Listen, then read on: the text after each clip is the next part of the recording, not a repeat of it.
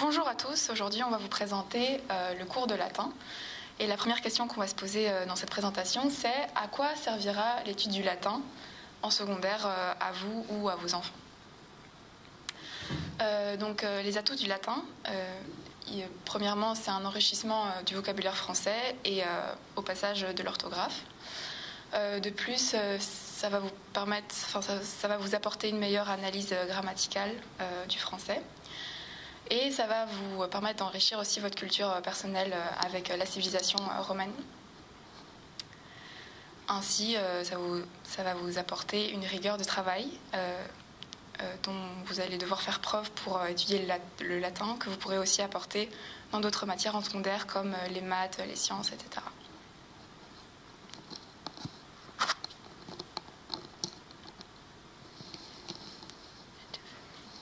Alors, la question qu'on va se poser, c'est qui parlait le latin? Est-ce que vous avez des idées? Oui? Les habitants de Rome. Oui. Et Rome est dans quel pays? L'Italie. L'Italie.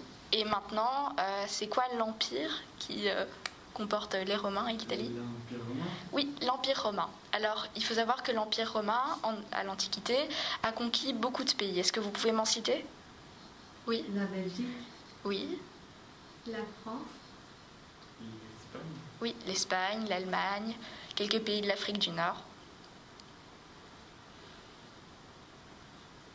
Voilà.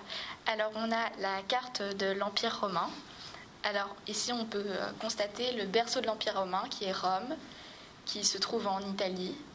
Et l'Empire romain a conquis beaucoup de pays, comme la France, l'Espagne, la Macédoine, l'Afrique du Nord. Et les pays en jaune sont les pays qui ont été conquis bien après.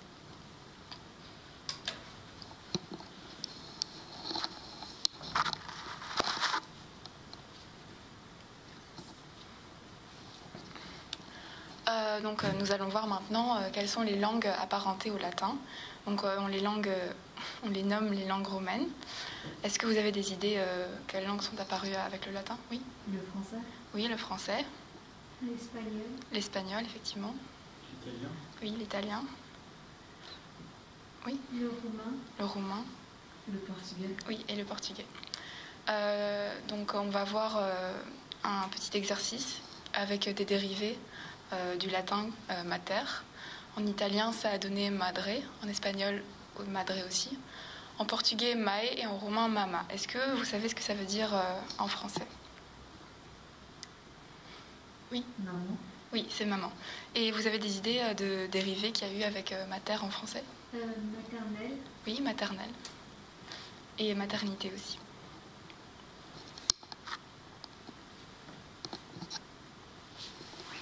Alors, comme on vous l'a dit au début, le latin va vous permettre d'améliorer votre orthographe en français.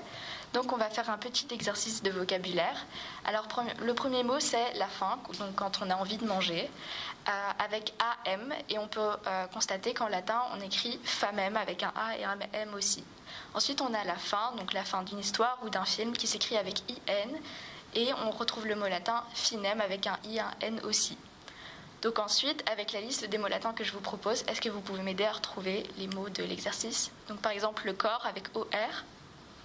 Oui? Cornu. Exactement. Ensuite, le corps avec PS. Corpus. Oui. La voix avec OX. La box. Oui. Et la voix avec I. Via. D'accord. Ensuite, le cerf avec C. Servus. Avec C. Oui. Et le cerf avec un S. Servus avec S. Oui, exact.